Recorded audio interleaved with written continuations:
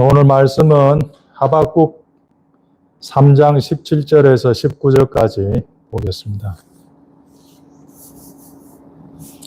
하박국 3장 17절에서 19절까지입니다. 다 같이 한 목소리로 읽도록 하겠습니다.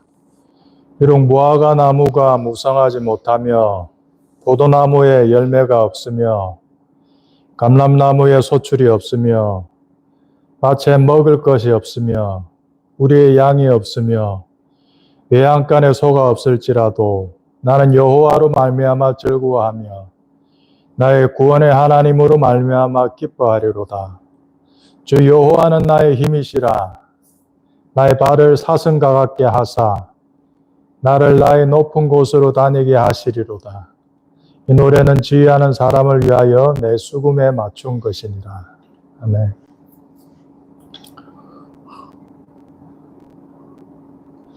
오늘 믿음이란 뭔가에 대해서 한번 말씀을 나누려고 하는데, 제가 이제 한 달 반 전에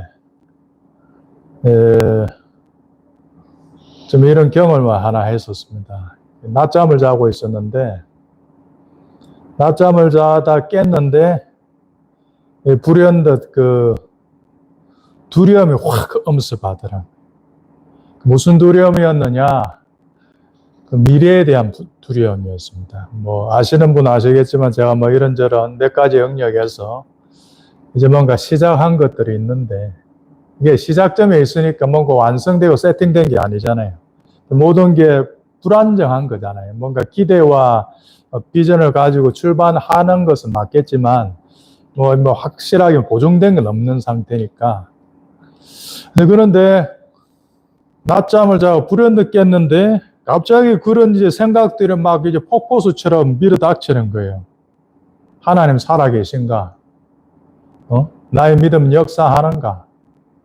나의 기도는 응답되는가? 나는 제대로 살아온 것 같은데 왜 하나님 나에게 보상은 안 해주시는 건가? 많이 바친 것 같은데 제대로 살아온 것 맞게나 한 건가? 하는 이런 온갖 이런 질문들이 막 쇄도를 하는 거예요.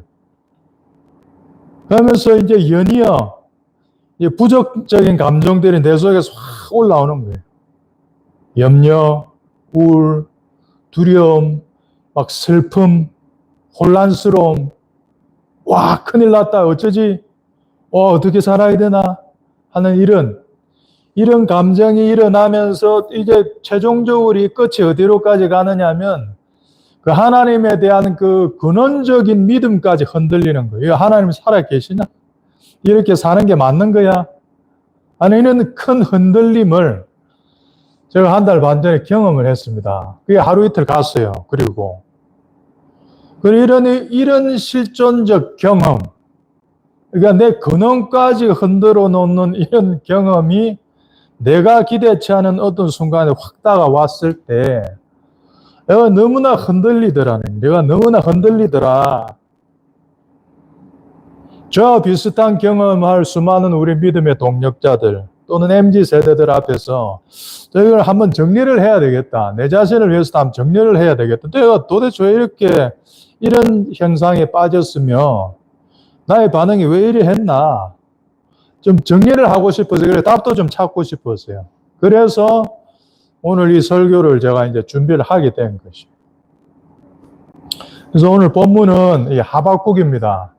구약의 선지자, 구약의 거의 끄트머리 나온 선지자인데 하박국이 1장, 2장, 3장으로 되어 있어요. 어떤 내용이냐 하면 하박국이 1장에서 하나님 앞에 이렇게 의문을 토해요. 아니, 하나님, 악인들이 왜 이리 잘 삽니까? 하나님, 의인들은 맨날 핍박받고 가난하고 고생하는데 악인들, 조폭들, 깡패들, 일진들은 왜 이리 잘 삽니까? 하나님, 못된 놈들 왜 이리 잘 삽니까? 하나님 살아계십니까? 하는 의문이 하박국 1장이에요. 그 의문에, 선지자의 의문에 주님이 답해 주세요. 2장에서 뭘 하시냐면은 2장에 주님께서 더디더라도 응하리라 이래 말씀하십니다. 여러분 보세요. 응하기는 응하는데 더디다. 더디다. 우리 생각이 좀 더디다. 여러분, 우리 경험하고 맞죠? 아니, 하나님이 좀 쌈박하게, 좀 화끈하게, 좀 빨리 좀 해주시지. 이게 좀 너무 더디다. 그런데 하박국은 이 하나님의 답 안에서 그 영혼의 어떤 만족과 어떤 답을 발견합니다. 그 인생의 의문에 대한 답을 발견해요. 아, 더디더라도 결국 응하는 것이구나. 결국 하나님 살아계신 거구나. 해서 이 마지막 하박국 3장, 이 오늘 읽었던 이 3장 17절에 19절이 이 하박국 전체의 요약이자 하박국의 신앙 간증이자 그의 인생을 해석하는 키인 거, 이것이 키인 겁니다. 여러분 17절 한번 봐보세요. 뭐라 되어 있습니까? 비록 무화과 나무가 무성하지 못하고 포도나무 열매가 없고 감람나무에 소출이 없고 밭에 먹을 것이 없고 우리 외양간에 양과 소가 없다. 뭡니까 여러분? 무화과 나무가 무성하길래 난 정말 기대했었어요. 네? 내 삶 가운데 내가 심었던 포도나무가 좀 무성했으면 했었다고요. 내가 일하는 밭에서 내가 직업의 장에서 내가 뭔가 먹을 것을 냈으면 했었다고요. 내가 키우는 양과 소가 계속 새끼를 많이 낳아서 우리의 외양간 양소가 미어 터졌으면 했다고요. 그런데 뭐라고요? 그러지 못한다. 그러지 못하는 상황 가운데 떨어져 있다. 여러분들이 인생 가운데 기대한 바가 일어나지 않을 때 말입니다. 그러한 경험을 할 때 우리는 뭘 느껴요? 믿음의 좌절을 느낀다고. 하나님이 살아계신가 하는 하나님의 존재에 대한 근원적인 회의야까지 빠져들게 된단 말입니다, 여러분. 기대가 하나도 안 이루어졌잖아요. 요새 무화과나무, 포도나무, 감람나무 다 먹고 사는 문제예요. 제 직업의 문제잖아요. 어떤 영적인 어떤 그런 가치가 아니라니까요. 뭐 1,000억을 벌고 내가 세계 통일을 하고 대통령이 되고 그런 게 아니고 내 삶에 먹고 사는 문제에서 이 소박한 꿈이었는데 이 소박한 꿈도 이루어지지 않을 때에 내가 느끼게 될 그 감정 말입니다, 여러분. 어떨 것 같아요? 그런 사람이 그리 즐겁겠어요, 솔직히. 뭐가 그리 즐겁겠어? 밭을 갈았어요. 추수를 기대해서 가을이 흉년이 됐어요. 양과 소를 키웠는데 할 때마다 낙태를 해요. 어떻게 합니까? 유산돼요. 그럼 어떻게 됩니까? 그게 다. 만사 형통까지는 바라진 않았어요. 큰 거를 바란 건 아니라고.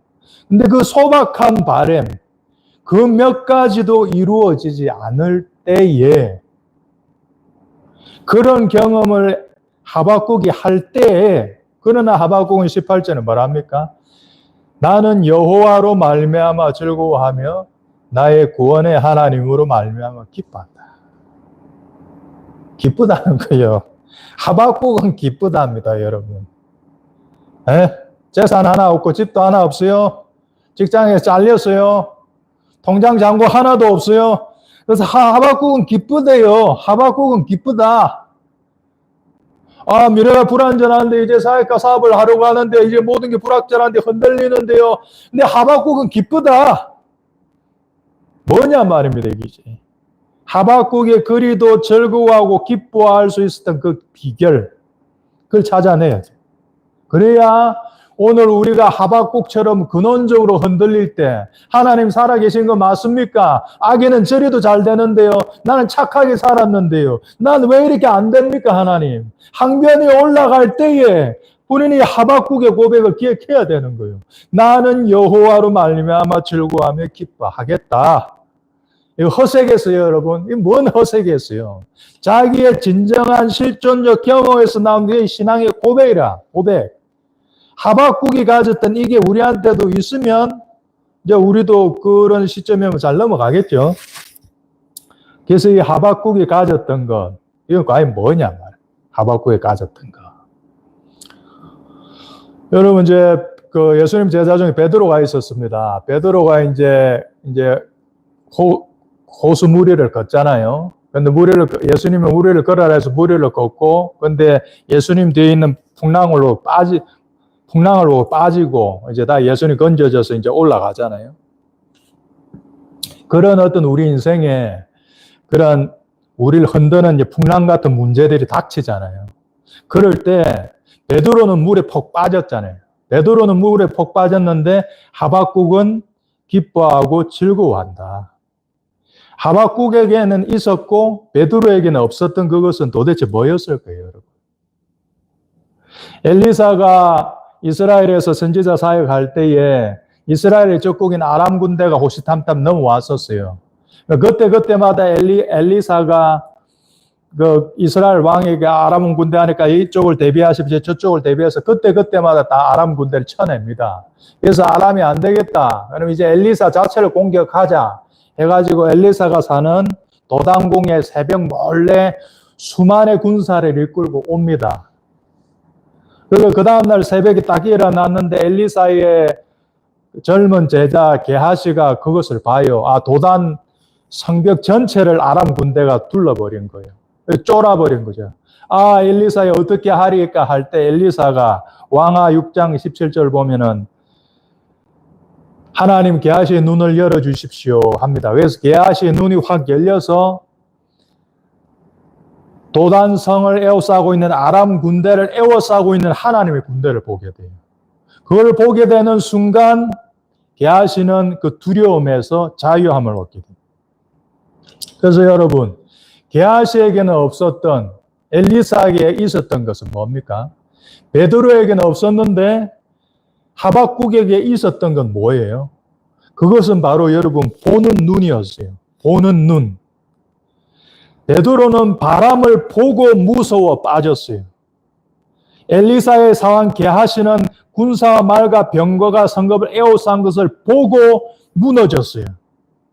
근데 똑같은 사실을 바라보는데 엘리사는 무너지지 않고 똑같은 상황을 통과하고 경험하는데 하박국은 기뻐하고 즐거워합니다. 그 차이는 눈이었어요. 눈, 시야, 시각. 터널링 효과라는 게 있습니다. 터널링 효과. 그게 뭐냐면은 내 삶 속에 결핍이 아주 강화되면 사람의 시야가 확 좁아져요.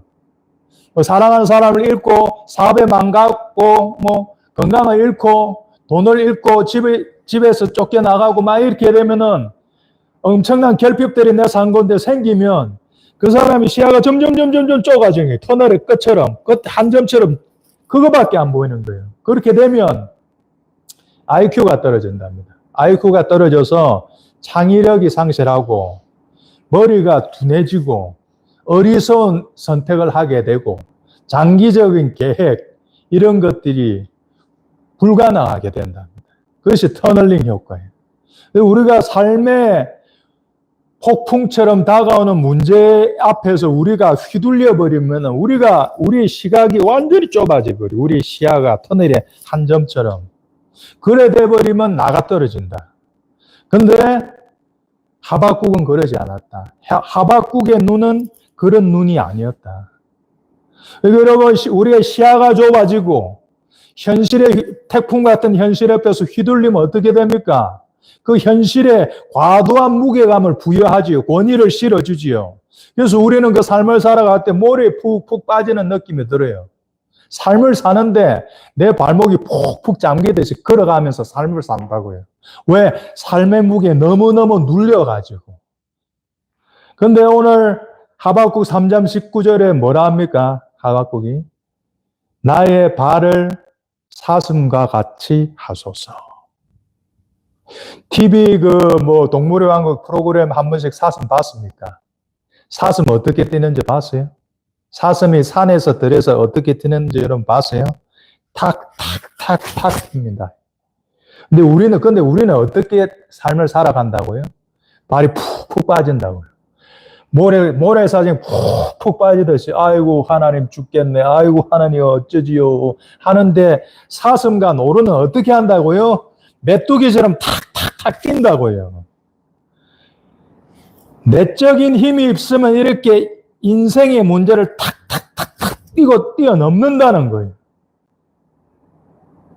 하박국은 그게 됐다는 거예요. 우리는 그러지 못했다는 거예요.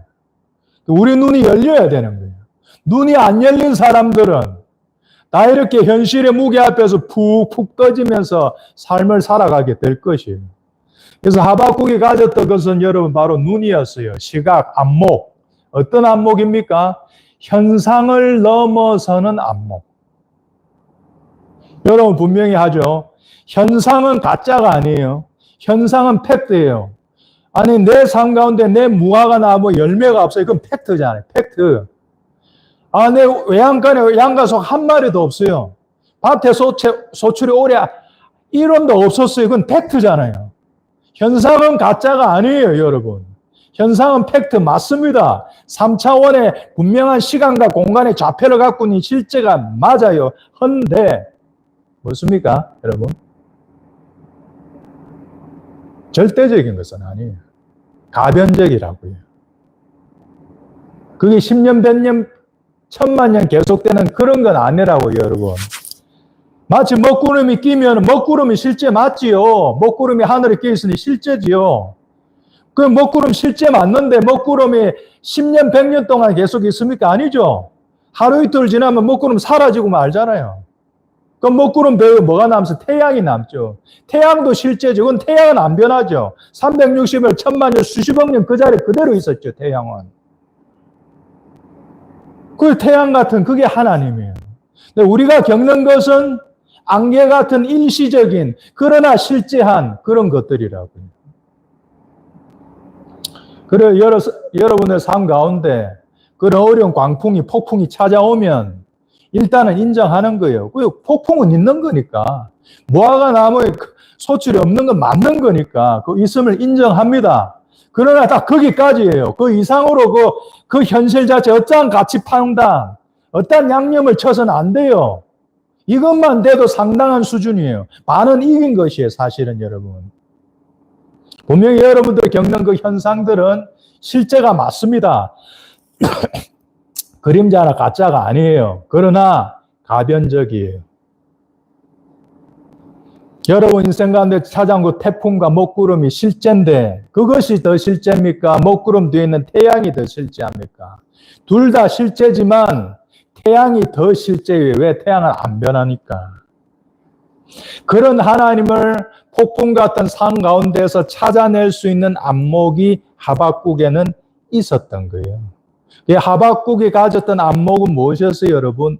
안목인데 시각인데 어떤 시각이냐? 현상을 넘어서는 안목인데 내 인생 가운데 무화과 나무가 안 되고 뭐 흉년이하고 모든 게 다 안 될 때에도 그 현상 너머에 계신 주님을 발견할 수 있는 그 안목이 하박국에게는 있었던 거예요.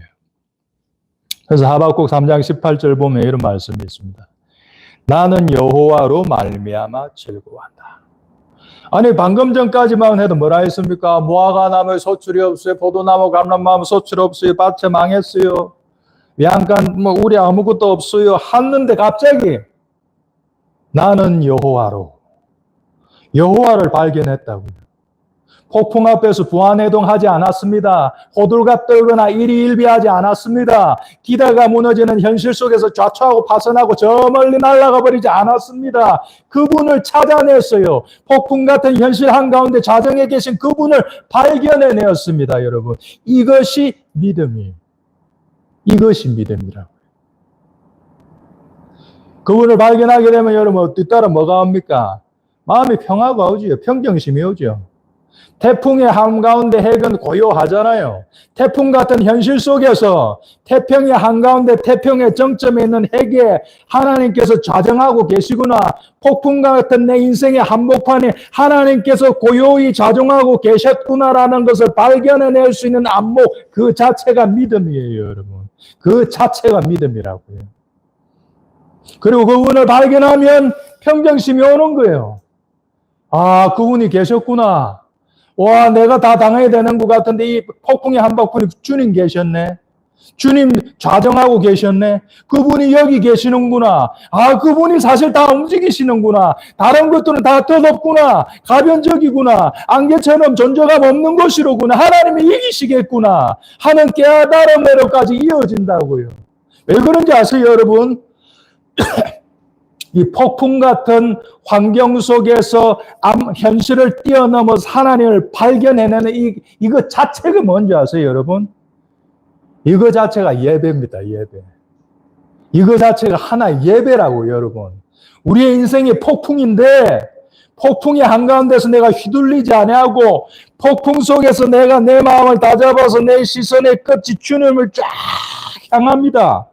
주님의 뒤편에는 폭풍이 펼쳐져요. 그런데 나의 시선은 그 주님을 쫙 향해요. 피조물이. 그것이 예배라고요. 그것이 예배. 예배의 한가운데는 계시가 있지요. 깨달음이 열리지요.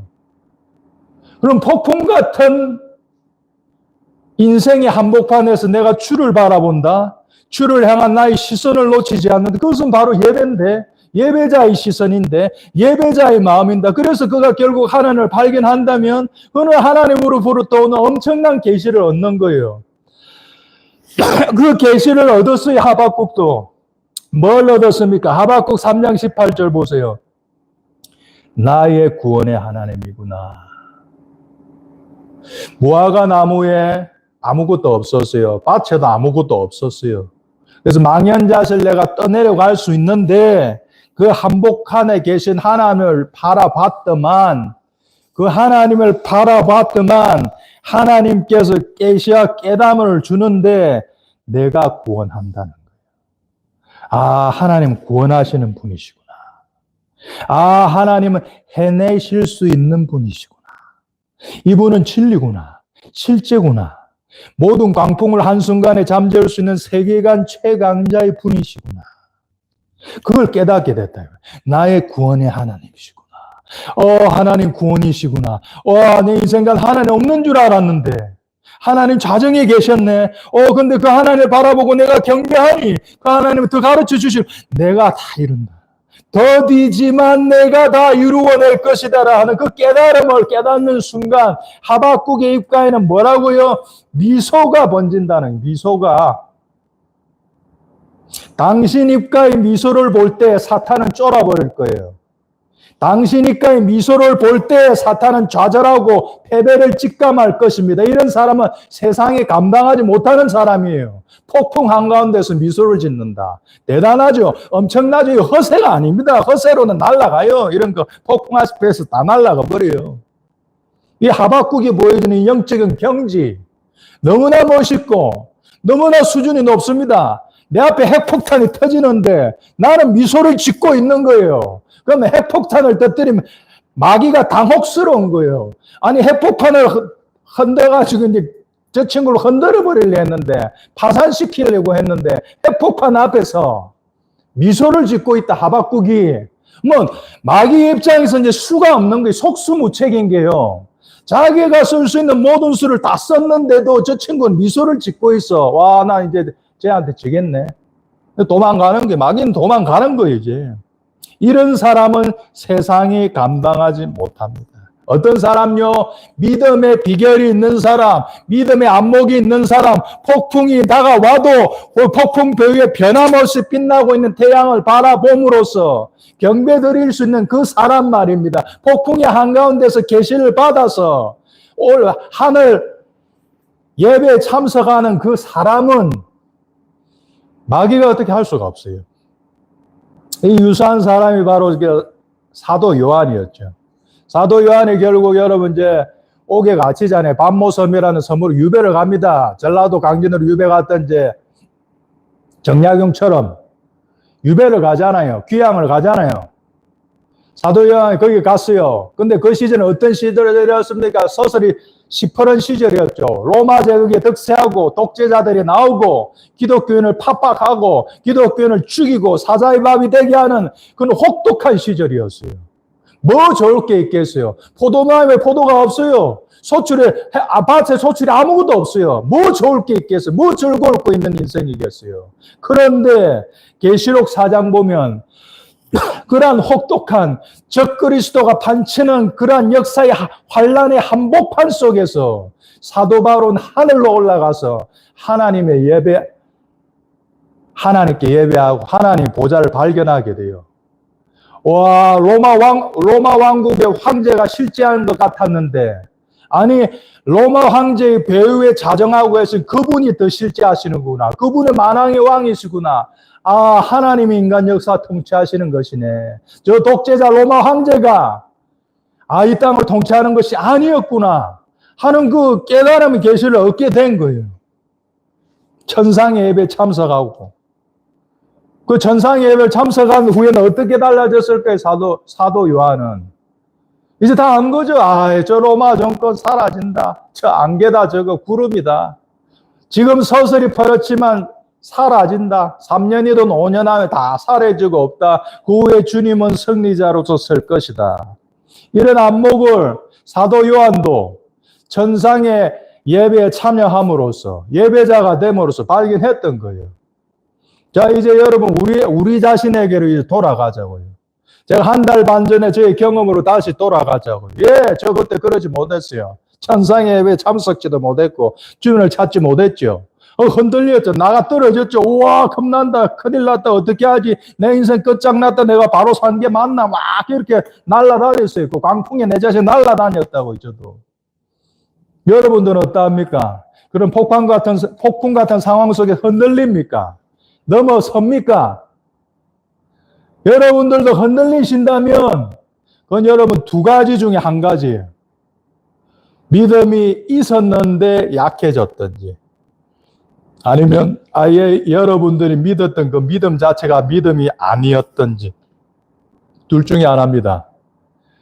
여러분 잘 구분하셔야 돼요. 각각에 대해서 다른 솔루션들 취하셔야 돼요. 자, 여러분들이 믿음이 있는데 그 믿음이 약해졌다. 폭풍 같은 현실 앞에서 내 믿음이 약해졌다면 만약에 그런 경우라면 여러분 어떻게 해야 돼요? 그 믿음을 강하게 만들어야죠. 그 믿음을 강하게 만들려면 믿음의 선한 싸움이라는 것을 싸워야 돼요. 이 믿음의 선한 싸움이라는 걸 싸우려면 이 믿음이라는 것이 어떻게 형성되는 것인지를 알아야 돼요, 여러분. 믿음이라는 것은 여러분 내가 믿어야지 내가 믿어 이게 믿음이 아니에요, 여러분. 그건 신념이에요. 그건 신념. 성경에서 말하는 믿음은 하나님의 선물이에요. 에베소서 2장 8절 보면 너희는 그 은혜로 말미암아 믿음으로 말미암아 구원을 받았으니 그래서 너희에게 난 것이 아니 하나님의 선물이라 했어요, 여러분. 그래서 여러분 기독교에서 말하는 믿음은 선물이에요. 여러분들의 그게 없었다고요. 없었는데 그것이 왔다고요. 언제 왔느냐 하면은 로마서 10장 17절 보면 믿음은 들음에서 나고 들음은 그리스도의 말씀으로 말미암는다 했어요. 그러니까 여러분들이 그리스도의 말씀을 들을 때에 뭐 성경을 읽을 때든 뭐 설교를 통해 들을 때든 여러분들이 그리스도의 말씀을 듣잖아요. 그리스도의 말씀을 들을 때 그 말씀 안에 믿음도 DNA처럼 씨앗처럼 심겨져서 같이 온 거예요. 여러분 속에. 그래서 여러분들이 그 말씀을 받았어요. 그때 믿음이 같이 들어왔어요. 그런데 그 믿음이 여러분들이 하기에 따라서 더 30배, 60배, 100배 커질 수도 있고 유산될 수도 있다고요. 그 믿음의 씨앗이 유산될 수도 있다고요. 그것이 성경에 예수님께서 말하신 네 가지 밭의 비유예요. 네 가지 밭은 1차적으로 물론 말씀에 대한 이야기예요. 말씀의 씨앗이 떨어졌는데 어떤 사람 길가에 떨어졌고 어떤 사람 돌짝밭 있잖아요. 그게 1차적으로 말씀에 대한 예화 맞는데 그것은 또한 믿음에 대한 예화예요, 여러분. 왜냐하면 그 말씀을 여러분들이 받을 때 그 말씀 안에 있는 믿음이 같이 발화하는 거예요. 그러니까 다시 말해서 여러분들이 어떻게 마음을 정하느냐에 따라서 여러분들이 말씀을 믿음으로 바다로 들어왔던 그 말씀 속에 있는 그 믿음이 약해질 수도 있고 강해질 수도 있다는 거예요. 그럼 이걸 어떻게 하면 강하게 하느냐 하면은 믿음의 선한 싸움이라는 이 개념이 접목돼야 돼요. 믿음의 선한 싸움을 싸워내야 믿음을 우리는 키워내는 거예요. 그러니까 여러분 속에는 하나님, 예수님께서 주신 믿음이 있어요. 그러면 그 믿음 안에 거하셔야 돼요. 예를 들어 이렇게 어렵고 힘든 일들이 왔잖아요. 무화과 나무에 있고 뭐 소출이 없고 아무것도 없어요. 그럴 때 흔들리려고 할 때 주님이 주신 그 믿음 안에 거하고 있는 거예요. 그 자체가 믿음의 선한 싸움이에요. 그런 싸움을 계속 잘 싸워 나가서 승리하면 환경적으로는 하나 감사할 거 없지만 환경적으로는 나는 자포자기해야 하지만 그 환경 너머에 있어서 계시는 주님을 계속해서 발견해 나가는 그 믿음의 선한 싸움이 쌓이면 그 사람의 믿음이 점점 강해지는 거예요. 그러니까 여러분들이 그런 경험 속에서 나가 떨어졌다? 믿음이 아주 약한 거예요. 믿음이 약하고 적은 거예요. 믿음이 없는 건 아니에요. 믿음이 있는데 약하다. 그런 분들은 믿음의 훈련을 하셔야 되는 거예요. 근데 그게 아니고, 근데 이건 하면 되죠. 근데 더 중요한 게 있어요, 여러분. 내가 믿었는데, 그게 믿음이 아니었던 거예요. 그러면 어떻게 합니까, 여러분? 예를 들어, 무화과 나무가, 이제 다시 무성해졌으면 좋겠어.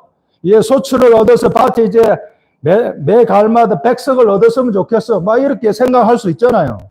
그걸 믿을 수도 있잖아요. 그럼 그 믿음이에요? 뭐예요? 그런 것은 대부분 믿음의 나의 바램이라고 해요. 나의 바램. 나의 바램. 그것이 뭐 정력적이든지 정력적이지 않든지 나의 바램 있잖아요. 나의 유사 믿음, 나의 신념체계, 나의 주관적인 믿음 그런 거 말입니다. 여러분 그런 것들은 안 이루어질 수도 있어요. 야고보서 4장 3절에 구하여도 받지 못하면 정력으로서라고 잘못 구하였기 때문이다. 그런데 내가 믿고 싶은 거 믿어놨고 내 바램 밀어놨고 나중에 괜히 엄한 탓하고 하나님 왜 응답 안 해주십니까? 네가 선택했잖아. 그 그대대로 안 됐다고 하나님 탓하면은 하나님도 억울하시다 이 말이에요. 물론 여러분 이 신념의 영역이라는 것은 작동하는 영역이기도 해요. 그러니까 내가 진짜 인간적으로 믿으면 그걸 이룰 수도 있어요, 여러분. 그리고 실제로 이루어내는 많은 정치, 경제, 사회, 문화, 운동계 사람들 있어요. 이게 신념은 작동하는 건 맞습니다. 왜? 우리 인간은 다 하나님 형상을 가진 신적인 존재고 우리 속에 신성이 녹아 있다고요. 아직도 있다고요. 신성이 타락했지만 그 신적의 어떤 일부분의 하나의 기능이 바로 이 신념이라고. 네가 믿는 대로 그대로 되게 돼 있어요. 네 삶은 그렇게 되게 돼 있어요. 마태복음 9장 29절에도 예수께서 그들의 눈을 만지시며 이르시더니 너희 믿음대로 되라 그랬어요. 네가 믿는 대로 네 삶이 펼쳐질 수 있어요. 그 가능성을 제가 부정하는 것이 아니라 이것을 이제 우리 신앙 안으로 갖고 들어오면 이게 뭔가 좀 섞인다고요. 하나님 그걸 하라고 한 적이 없는데 그냥 내가 내 믿음에 내 바이브에 내가 그거를 이루고 싶은 거예요. 그래서 그렇게 나가서 그래서 10년이 지났는데 안 이루어졌어요. 하나님 왜 안 이루어졌습니까? 이렇게 말하면 이게 안 된다고 이게. 그래서 이런 그 신념의 영역, 신념을 가져서 신념을 불철주야 지켜내면 그게 내 삶 가운데 이루어낼 수 있는 그런 인간적 영역은 분명히 있는 건 맞지만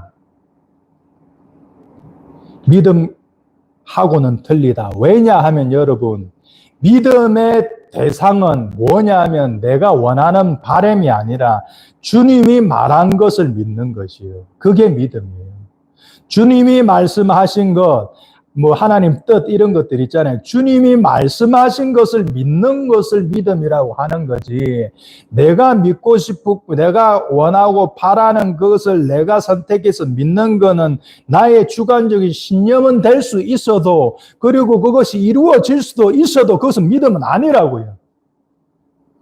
주님을 믿는다는 것은 주님이 하신 그 말씀 내용을 믿는 거예요. 그래서 이 둘은 분명하게 구분을 해야 된다. 그래서 여러분 우리가 정말 많은 어처구니 없는 일들 참 많이 우리가 저질렀어요. 신앙에 중요한 많은 개념들이 있잖아요. 그 개념들을 우리 수준에서 혼합적으로 적용했단 말이에요. 이게 뭐 기독교인지 뭔가 주술인지 무속인지 구분이 안 가는 거예요. 우리 내면의 개념들과 하나님의 진리가 맞닥뜨리며 섞이면서 혼합주의가 일어났어요. 믿음도 그 대표적인 하나 중에 하나예요. 그 결과 밸런스를 잃은 적용을 해요. 그래서 많은 폐해가 가정과 교회와 교회사적으로 나왔어요. 여러분 대표적으로 물질에 대해서 한번 생각해 보세요. 물질에 관련된 많은 믿음들이 있죠. 어떤 믿음들이 있습니까? 우리 통속적인 믿음들. 헌금하면 부자 된다. 뭐 11조하면 부자 된다. 헌신하면 뭐 내가 다른 거 다 내팽개치고 다 헌신하면 하나님 다 채워주신다. 뭐 이런 물질과 헌신에 관한 많은 믿음에 이런 어떤 내용들이 있잖아요. 근데 그게 과연 진짜 진리가 맞냐 이 말이에요, 여러분. 진리가 맞으면 그대로 따라가면 되는데 진리가 만약에 아니었으면 나의 혼합주의에 잘못된 이상한 것에 경도된 가치된 뭔가에 경도된 그 결론으로서 그것이었다면 그것을 따라가면 내 인생이 어떻게 됩니까? 여러분, 허비가 됩니다. 허비가. 그래서 예를 들어 뭐 믿음으로 뭔가를 채워주신다는 그런 개념이 있잖아요.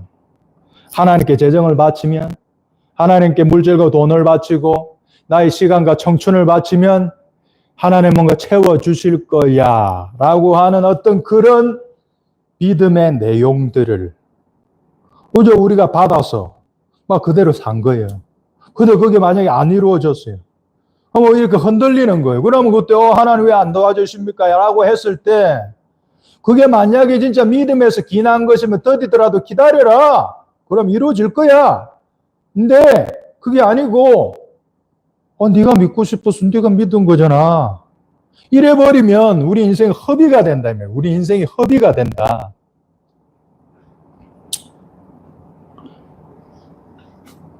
예전에 이제 사역자 한 분이 있었어요.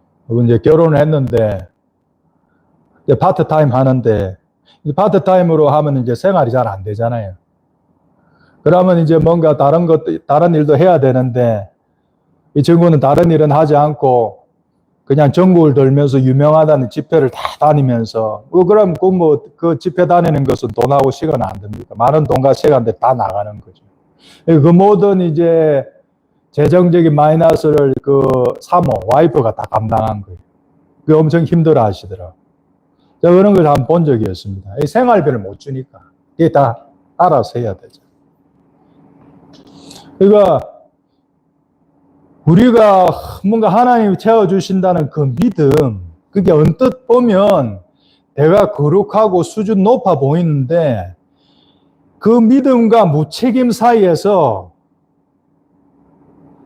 우리가 너무나 어처구니 없는 실수를 많이 하더라. 여러분 생각해 보세요. 총각일 때는 혼자 살아도 돼요. 혼자 살면 파트타임 버는 거로 생활이 다 된다고요. 근데 만약에 총각 전도사가 이제 결혼을 했어요. 그럼 어떻게 됩니까? 한 사람이 더 생긴 거잖아요. 그러면 그것만으로 좀 돈이 해결이 안 되죠, 생활비가. 근데 그러는데 애도 한 둘이 또 태어났어요. 그럼 더 어떻게 될까요? 뭐 역할이 부딪히죠. 하나님 사역해야 되는데 총각일 때는 하나님 사역만 하면 됐어요. 결혼하면 역할 갈등이 일어나죠. 나 하나님 사역자인데 남편이잖아요. 근데 또 자식이 태어나요. 뭐 또 역할 갈등이 또 일어나죠. 나 하나님 사역자 맞는데, 나 남편인데, 나 또 아버지예요. 그건 뭡니까, 여러분? 역할이 하나씩 늘어나면 책임이 늘잖아요, 책임이. 내가 평생 총각이다. 평생 나 결혼 안 해. 그러면 자유롭게 뭐든 해도 돼요. 결혼돼서 애도 생겼어. 나는 아버지야, 남편이야, 그리고 난 사역자야. 그러니까 뭔가 달라져야죠. 뭔가 디테일에서 지혜가 달라져야 하는 것이요. 그래서 여러분, 이 한시적인 원리를 보편적인 원리로 일반화해서는 안 됩니다, 여러분. 이스라엘 백성들의 광야 생활할 때 어떻게 합니까? 하나님께서 아침 저녁으로 만나 매출하게 내려주세요. 40년 동안 만나 매출하게 먹었어요. 만나 매출하게 먹는 의식주가 해결이 됐잖아요. 그러니까 이를 잡을 필요가 없지요. 그런데 광야 끝나고 가나안으로 들어가는 순간 그 다음에 어떻게 됐어요? 만나 매출하게 끊어졌다고요. 그때부터는 일을 해야 된다고. 그때부터는 한시적으로 광야 생활할 동안 만나 매출하게 먹여줄 수 있어요. 한시적으로 아주 전쟁 같은 위급한 시기에 엘리야가 먹을 거 없을 때 까마귀 새가 날라서 떡을 물어다 줄 수 있어요. 그 가능성을 제가 부정하는 것이 아니라 그런 것들은 다 너무나 한시적이고 특수한 인생 전반에 걸쳐서 펼쳐지는 보편적 원리는 아니라고요. 예수님마저도 그랬잖아요. 3년 동안은 제자들한테 직업 갖지 마. 전대 갖지 마. 내가 다 챙겨줄게 해서 실제적으로 예수님을 다 챙겨줬고, 예수님 12제자는 안 굶고 잘 입고 살았어요. 그러나 예수님이 떠날 때 뭐랍니까? 예수님이 이제는 전대도 차고 칼도 사라. 그래 이야기하잖아요.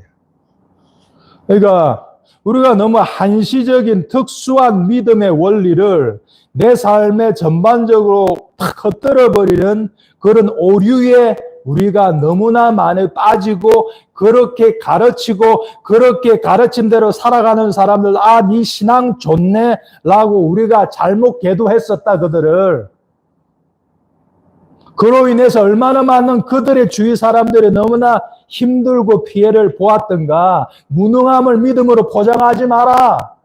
무책임을 믿음으로 포장하지 말아라.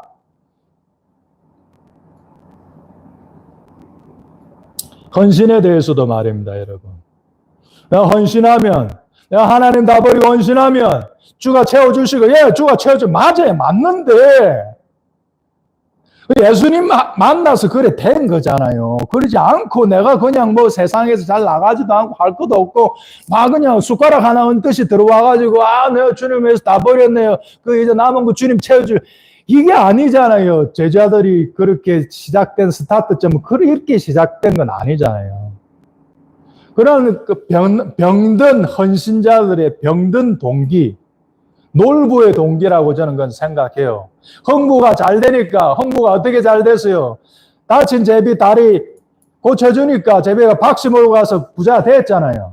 그거 보니까 놀부가 어떤 생각이 들었어요? 아, 그래 하면 되네. 그래 애꿎은 제비 다리 부러뜨려가서 다시 해잖아요. 그게 놀부의 심보잖아요.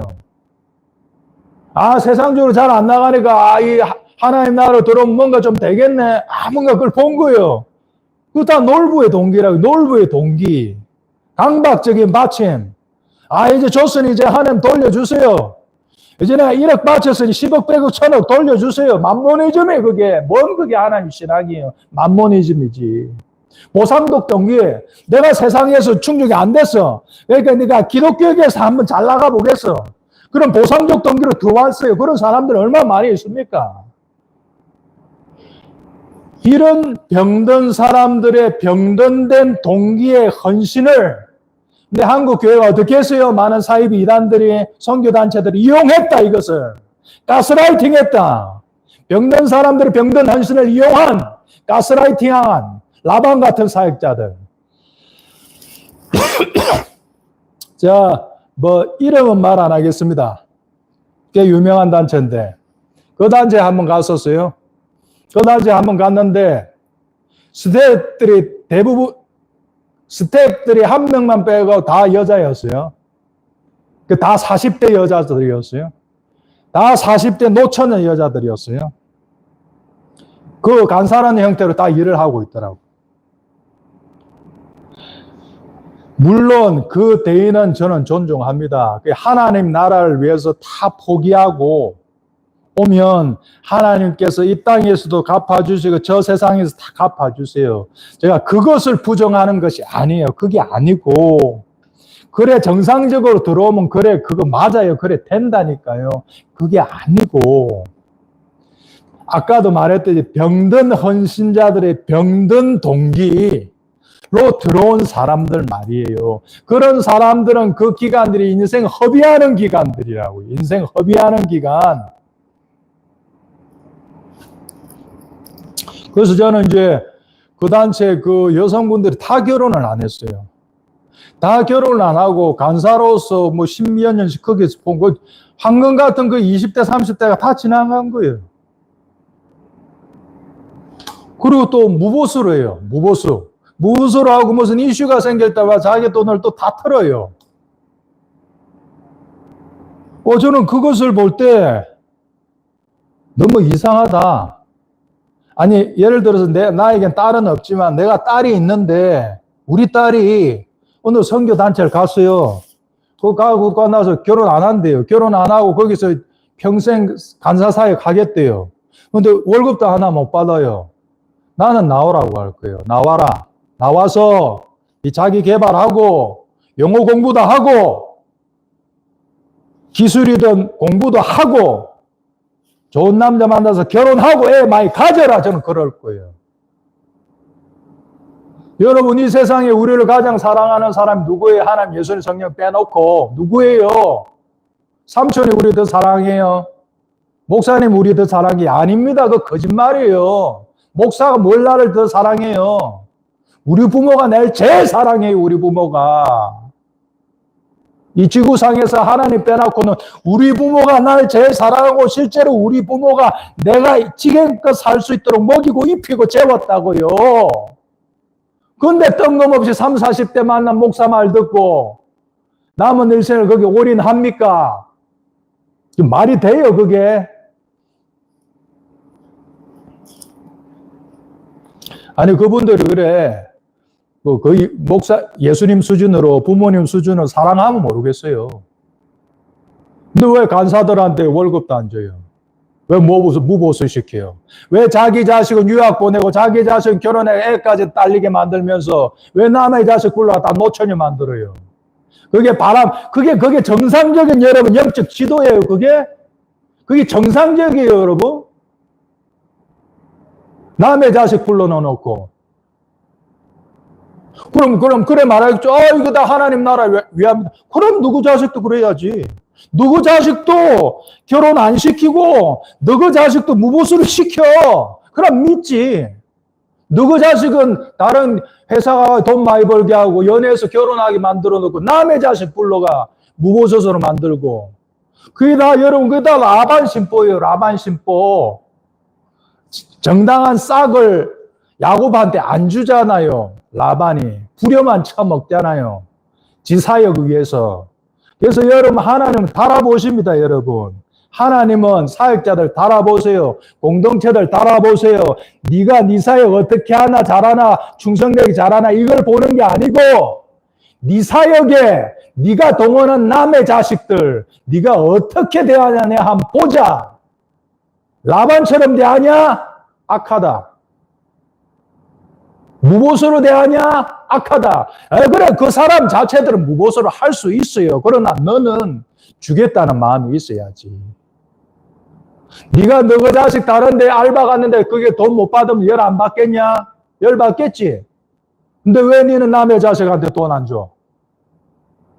어떻습니까, 여러분? 병든 헌신자들이, 병든 동기들을, 병든 사역자들이, 라반 같은 욕심쟁이 사역자들이 이용했어요. 그래서 저는 그 단체 가보고 너무 우아스러웠어요. 아니, 한국 지금 결혼율도 떨어지고 인구 자체가 줄고 있는데 결혼해도 애를 안 낳으니까 어떻게 한국의 선교단체 노처자들이 여기 다 모여 있냐고. 그 사람들이 3명이든 5명씩 낳으면은 우리나라가 더 살아나는 거 아니에요? 뭐가 잘못돼도 잘못된 거예요. 뭔가 우리가 지금 놓쳐버린 게 지금 있는 거예요. 엄청나게 놓쳐놨던 것이. 디모데전서 5장 8절에서도 주님 뭐라 말씀했습니까? 누구든지 자기 친족, 특히 자기 가족을 돌보지 아니하면 믿음을 배반한 자의 불신자보다 더 악한 자라고요. 자기 가족 돌보지 않고 다 내팽개치고 뭐 한다? 불신자보다 더 악하다. 진짜 부르시면 그렇게 해요. 진짜 부르심이면. 그래 하면 하나님께서 보장하신 프로세스의 삶이니까 그런 거 말고 네가 병든 동기에 은근슬쩍 들어와서 숟가락 얹은 사람들은 네가 세워낸 너의 신앙의 신념 체계 속에서 네가 선택한 그 결정대로 네가 그렇게 10년, 20년 살다가 정신 차렸을 때 그 인생이 허비한 것이 될 수도 있다고요. 그래서 이런 오류들에서 여러분 빠져나오는 길은 쉽습니다. 상식만 있으면 돼요. 상식만. 아버지 아들의 관계로만 생각해보면 그냥 답이 그냥 다 나와요, 여러분. 여러분들을 가장 사랑하는 분은 여러분 아빠, 엄마예요. 사역단체 수장이 아니에요. 그 목사가 당신을 뭘 그리 사랑해요. 그 목사가 당신을 먹이고 입혔어요. 말도 안 되는 소리 좀 하지 마세요. 아버지와 아들의 관계를 보라고요. 그럼 상당 부분 오해와 오류에서 빠져나올 수 있어요. 하나님은 뭐 어떻게 원하신다고? 우리가 사랑하는 자야, 네 영혼이 잘된 것 같이 네가 범사에 좀 잘되고 강건했으면 난 좋겠어. 이게 아버지의 마음이라고요. 먹을 거 없는데 먹을 거 없는 거 빚내갖고 하나님께 바치는 거, 누가 좋아할 아버지가 있습니까? 명절날 자식이 왔어요. 자식이 무지개 백수예요. 그런데 빚을 내가 100만 원 끌고 아빠한테 100만 원 주면 그 아빠가 기분이 좋습니까? 당연히 안 좋지요. 근데 아들이 사업이 잘해가 몇십억 벌었어요. 그래서 1억 아빠한테 갖다 주면 아버지 얼마나 기분 좋겠어요. 우리 하나님 아버지는 이상한 하나님이 아니라니까요. 네 거 다 쥐어짜가지고 바치라고는 이단 교조나 그렇게 하지. 하나님 아버지 그렇게 안 한다니까요. 우리가 갖고 있는 하나님 아버지에 대한 상이라는 것이 너무나 이상하고 왜곡되어 있다고요. 아버지와 아들과의 관계, 아버지와 딸의 관계로만 봐도 모든 것이 어느 정도 정리됩니다, 여러분. 상식만 가져도 정리됩니다. 보편적인 원칙들 있잖아요. 땀 흘리고, 책임을 지고, 총각이었으면 자유롭게 살아. 결혼해서 책임져. 자식 낳아서 책임도 져. 그게 상식이라, 이게 상식. 그 상식을 사용해라. 지엽적인 원칙들은 큰 메인스트림의 근간에서 상식선에서 리체크해라. 감동만 받고 확 뛰어들지 말아라. 제발 검증 좀 해라. 너 때문에 네 주위 사람들 다 힘들다. 아버지의 마음이 있어야 합니다. 그래서 부모의 마음, 아버지의 마음으로 남의 자식을 바라봐야 되는 거예요. 그러니까 저도 사역자지만 사역자들 이런 부분 진짜 돌아보셔야 돼요. 남의 자식들 불러갖고 다 빼먹지만 말고 그게 뭐 그래 그것이 부모의 심정이에요. 당신의 자식을 다른 사람이 그렇게 하면 당신은 기분이 좋겠습니까? 기분 안 좋지 당연히. 빨리 나와 거기서 자기 개발해. 이 세상에서 네가 뚫고 일어서 전문적인 지식을 갖춰. 그렇게 하겠지 그렇게. 간사랍시고 뭐 워드나 다 조금 쉬고 그렇게 복사일만 하고 그렇게 10년 20년을 보내요. 인생 허비하는 거 인생 허비하는 거. 가스라이팅 당한 것일 수도 있다고요. 그렇게 젊은 친구들 그렇게 이끌고 가면 안 돼요. 사역자들이. 하나님 그걸 달아보신다니까요. 오늘 믿음에 대한 이야기하다가 뭐 너무 다른 쪽으로 지금 많이 갔는데 다시 오늘 본론을 다시 들어올게요. 여러분. 하박국 어쨌습니까? 무화과 나무에 무화과가 없어요. 감람나무에 밭에 아무것도 없어요. 내 예금 통장에 잔고는 떨어져요. 집도 하나도 없어요. 차도 한 대 없어요. 그럴 때 그 폭풍 같은 환경 배후에서 좌정하고 계시는 그분을 바라볼 수 있는 눈, 안목, 선지자의 눈, 독수리의 안목, 이런 사람은 세상에 감당지 못한다. 그런 안목을 가지신 여러분들이 다 되시기를